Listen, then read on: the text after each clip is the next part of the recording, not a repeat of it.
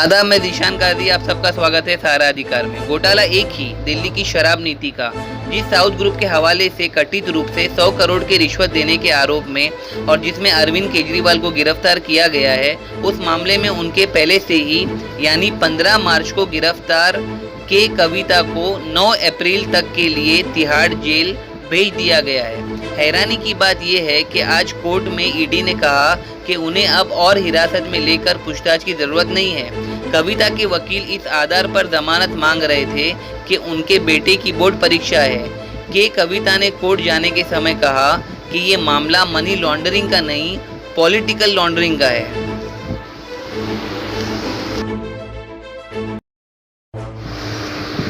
उन पर आरोप लगाने वाला एक आरोपी बीजेपी में शामिल हो गया है। एक को बीजेपी से टिकट मिलने वाला है और एक बीजेपी को 50 करोड़ का चंदा दे रहा है। इस मामले में सरकारी गवाह बनाए गए अरविंदो फार्मा के निदेशक रहे पी शरणचंद्र रेड्डी को पीठ दर्द के कारण जमानत मिल चुकी है।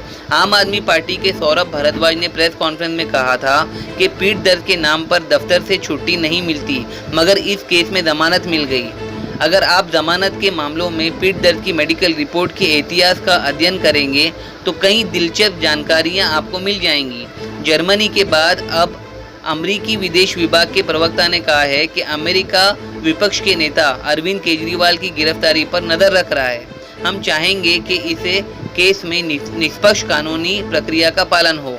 इससे पहले जर्मन विचार विभाग के प्रवक्ता ने ऐसी टिप्पणी कर दी जिसमें भारत सरकार ने जर्मन दूतावास के डेप्यूटी हेड को बुलाकर चेतावनी दे डाली कि आंतरिक मामलों में हस्ताक्षर न करें। अरविंद केजरीवाल क्यों गिरफ्तार हुए, इस बात को केवल एक आदमी अच्छे से समझ सकता है, वो है नवीन जिंदाल। नवीन जिंदाल के पीछे भी ईडी पड़ी रही, हालांकि वे कभी गिरफ्तार नहीं हुए, लेकिन अब भाजपा में आ गए हैं। कुरुक्षेत्र से भाजपा से उम्मीदवार बना दिए गए हैं। अजीत पवार से लेकर तमाम ऐसे नेता हैं जिनका उदाहरण देकर आपको समझाया जा सकता है कि अरविंद केजरीवाल और मनीष सिसोदिया क्यों जेल में हैं। लेकिन नवीन जिंदाल का मामला ज़रा ताज़ा है। हम इस वीडियो में इसकी बात भी करेंगे कि गोवा के चुनाव में आम आदमी पार्टी ने कितना खर्च किया, चुनाव आयोग में कितना पैसा, उस चुनाव के दौरान कितना पैसा पकड़ा था। लेकिन आपके कार्यकर्ता आज प्रधानमंत्री के निवास के घेराव नहीं कर सके। आम आदमी पार्टी के कार्यकर्ताओं का आज ये हाल किया गया। बड़ी संख्या में कार्यकर्ताओं को पकड़कर पुलिस ले गई और इन्हें प्रधानमंत्री निवास पर पहुंचने नहीं दिया गया। भयभीत करने वाले इस समय में आपके कार्यकर्ता सड़क पर उतरकर विरोध किए जा रहे हैं। पुलिस भर कर बस में ले जा रही है, तब भी नारे लगा रहे हैं। ईडी के द्वारा अपने नेता की गिरफ्तारी पर ऐसा किसी भी दल के कार्यकर्ता ने ऐसा नहीं किया। आम आदमी पार्टी ने आज प्रधानमंत्री के निवास के घेराव करने का ऐलान किया था। मुंबई में भी आम आदमी पार्टी ने मैं भी केजरीवाल के नारे लगाए और सीएसटी से चर्च गेट के बीच प्रदर्शन किया। आम आदमी पार्टी के कार्यकर्ता दीपक सिलान भी इसमें नजर आए। आप कार्यकर्ता लोक कल्याण मार्ग तक ना पहुंच सके, इसलिए कई जगहों पर मेट्रो के गेट बंद कर दिए गए। पटेल चौक पर पुलिस का भारी बंदोबस्त किया गया था। दिल्ली ट्रैफिक पुलिस ने एडवाइजरी जारी कर तुगलक रोड, सफदरजंग रोड किसी भी गाड़ी के रूप में उतरने पर रोक लगा दी। इन सभी मार्गों का संबंध उस लोक कल्याण मार्ग से है जहां पर आम आदमी पार्टी का प्रदर्शन होना था। बीजेपी ने केजरीवाल के इस्तीफे की मांग की है और इस लाइन पर गोदी मीडिया में बहस जारी है। लेकिन गोदी मीडिया में नवीन जिंदाल को लेकर भी बीजेपी से कोई सवाल पूछा जा रहा है या नहीं, ईडी के राजनीतिक इस्तेमाल को लेकर कोई बहस हो रही है या नहीं, आप इसका जवाब जानते हैं। आपसे गुजारिश है कि इस वीडियो को लास्ट तक देखिए, लंबे वीडियो देखने की आदत डालिए। ये काम गंभीरता का है। इस देश की डेमोक्रेसी की रील बन गई है और उस रील का रियल मत बनाइए। ईडी जेल फैक्ट्री बन गई है वो नेताओं के लिए जो किसी भी तरह बीजेपी के लिए चुनौती है, और ईडी एंट्री गेट बन गई और उनके लिए जिन्हें धकिया कर बीजेपी में लाया जाता है। जिस व्यक्ति को खुद नरेंद्र मोदी ने 2014 के चुनाव में कोयला चोर कहा था, आज उस व्यक्ति को लेकर हरियाणा के मुख्यमंत्री नायब सैनी कुरुक्षेत्र पहुंचे। ईडी ने जिसके खिलाफ चार्जशीट दायर की हो, कई बार छापेमारी की हो, वो बीजेपी के टिकट पर चुनाव लड़ने आ रहा है। तो आप जरा स्वागत देखिए और नारों में जय श्री राम के नारे सुनिए। मुख्यमंत्री नायब सैनिक कुछ दिन पहले तक इसी कुरुक्षेत्र से सांसद थे, अब मुख्यमंत्री है। सीट खाली हुई है तो कांग्रेस से नवीन जिंदाल को लाया गया है। 10 साल से नरेंद्र मोदी का बीजेपी और देश की राजनीति में जलवा है, मगर इस 10 साल में इस पार्टी के पास अपना कोई उम्मीदवार नहीं। हालत ये है कि उस आदमी को लाकर टिकट दिया गया है जिसे बीजेपी 2013 से ही चोर कहती रही है।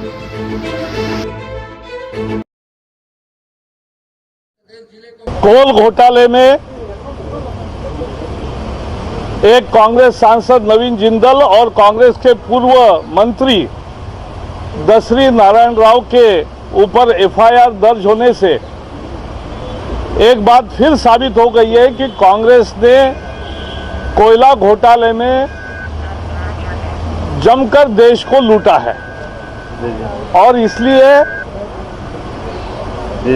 कोयला घोटाले की निष्पक्ष जांच की लगातार जो हम मांग कर रहे थे, लेकिन ये आज जो छापे पड़े हैं वो सीबीआई जांच के आदेश पिछले फरवरी में दिए गए थे हमारी शिकायत पर। उसके बाद 15 महीने के बाद पड़े हैं, तो 15 महीने के बाद तो सीबीआई के हाथ में कुछ नहीं आएगा और इसलिए हम चाहेंगे कि सीबीआई मनी ट्रेल करे।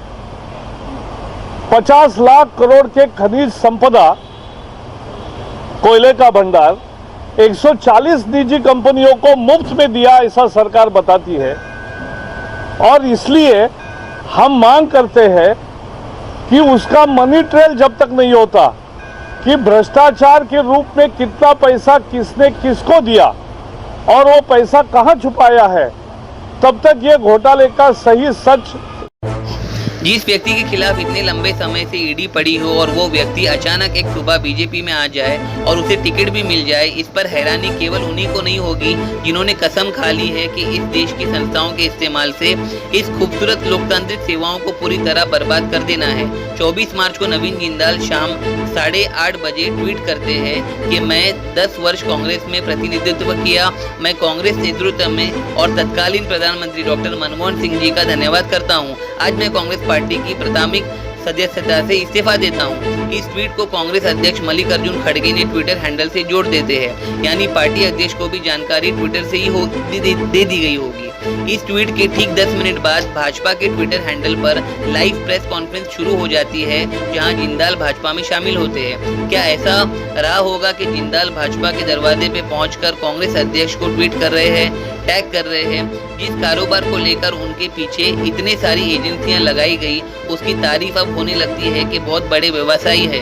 कुछ देर के बाद उन्हें टिकट मिलने की घोषणा होती है। रात 12 बजे से पहले ही टीवी चैनल्स पर नवीन जिंदाल की बाइट चलने लग जाती है कि टिकट मिल गया है। नायब सिंह सैनी और पूर्व मुख्यमंत्री मनोहर लाल खट्टर के साथ अपनी तस्वीरें पोस्ट कर दी। नवीन जिंदाल जी 2 बार 2004 से 2009 और 2009 से 2014 तक कांग्रेस में से कुरुक्षेत्र से मेंबर ऑफ पार्लियामेंट भी रहे हैं। वो एक कांग्रेस पार्टी के सीनियर लीडर रहे हैं और उनका जो है हरियाणा में एक वर्चस्व रहा है। साथ साथ वर्तमान में अभी कांग्रेस पार्टी के मेंबर होते हुए वो जिंदल पावर एंड स्टील के वो चेयरमैन भी हैं और जिंदल ग्लोबल यूनिवर्सिटी के चांसलर भी हैं। उनकी जो रुचि रही है वो एजुकेशन में और क्लाइमेट चेंज, इस तरह की चीज़ों में बहुत रुचि रही है और साथ साथ देश उनको इस बात के लिए भी याद करता है कि जो हम तिरंगा फहराते हैं घर घर में, उसमें उनका भी बड़ा योगदान रहा है। और मुझे लगता है कि नवीन जिंदल जी जैसे व्यक्ति इस भारतीय जनता पार्टी की माननीय नरेंद्र मोदी जी के नेतृत्व में विकसित भारत वाले यात्रा में जुड़ना, एक ऐसी पर्सनैलिटी है जो इंडस्ट्रियलिस्ट भी है, जो इकोनॉमी में एक बड़ा रोल प्ले करती है, राजनीतिक नेता के नाते, सांसद के नाते डिफेंस की स्टैंडिंग कमेटी पे काम किया है, एक्सटर्नल सिविल एविएशन के इसमें काम किया है, स्पोर्ट्स में रुचि रखने वाले स्पोर्ट्स पर्सन के नाते भी उनकी अपनी पहचान है, एजुकेशनिस्ट के नाते पहचान है। और इसलिए ऐसे नवीन जिंदल जी का मैं बहुत बहुत स्वागत करता हूँ। दूसरे दल करे तो समझ में आता है, मगर राष्ट्रवाद धर्म राम राज की राजनीति करने वाली पार्टी राजनीति की उनकी अनेकताओं और गंदगी को समेटकर लालच पर लगा के इसे कैसे समझा जाए। बीजेपी ने ऐसा क्यों किया? क्या इसलिए कि जनता होश में नहीं है? उसने गलत को गले लगाने का संकल्प ले लिया है? गोदी मीडिया जनता को याद भी नहीं दिलाएगा? खबरों से ये सवाल गायब हो जाएंगे और आप कहते हैं कोई घोटाला नहीं हुआ।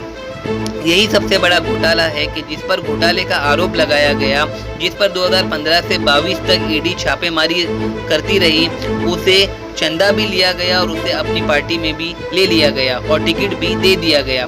16 मार्च को जब मुख्य चुनाव आयोग प्रेस कॉन्फ्रेंस कर रहे थे लोकसभा चुनाव के कार्यक्रमों को लेकर, तब पत्रकारों ने भी पूछा था कि केवल यही बताया जाता है कि पैसा जब्त होता है, मगर उसके बाद क्या कार्रवाई होती है कभी चुनाव आयोग की तरफ से नहीं बताया जाता। मुख्य चुनाव आयोग ने एक बात भी नहीं कहा कि हवाले का रैकेट होता है, इसलिए पता करने में ज़्यादा समय लग जाता है। हम सभी जानते हैं कि चुनावी चंदे के बॉन्ड और ट्रस्ट के किस पट को 12,930 करोड़ का चंदा मिला है, बीजेपी को मिला है। कौन सी पार्टी चुनाव में सबसे ज्यादा पैसा खर्च करती है? बीजेपी करती है। क्या ईडी को कभी भी हवाला का संदेह नहीं होता? क्या ये बात किसी को समझ आती है कि जिस नवीन जिंदाल के खिलाफ ईडी कार्रवाई करती हो, वही नवीन जिंदाल बीजेपी में शामिल होकर लोकसभा का टिकट कैसे पा जाते हैं? साफ दिख रहा है कि ईडी का दुरुपयोग सारी सीमाओं को पार करता जा रहा है। इसके छापे से 3 बातें सामने आने लगती है। हम सब ने देखा कि छापे के बाद कंपनी ने कई करोड़ों का चंदा बीजेपी को दिया, फिर चार्जशीट या छापे के बाद कई नेता अपनी पार्टी को छोड़कर और तोड़कर बीजेपी में आ गए। तीसरी बात ये नजर आती है, जो भी इन दोनों काम से मना करता है केजरीवाल की तरह जेल में डाल दिया जाता है। अरविंद केजरीवाल कथित दिल्ली शराब नीति घोटाले में एक बड़ा खुलासा करेंगे जिसने आम आदमी पार्टी को परेशान कर दिया है और चुनाव से कुछ हफ्ते पहले मुख्यमंत्री की गिरफ्तारी हुई है, उनकी पत्नी सुनीता केजरीवाल ने बुधवार सुबह कहा। देश और दुनिया की तमाम खबरों के लिए देखते रहिए सारा अधिकार। How are you going to control the money power? For example, last election 2019, at Vellore constituency, the candidate Kadir Anand from his place, crores and crores of rupees money has been recovered from him. But what kind of action has been taken against him?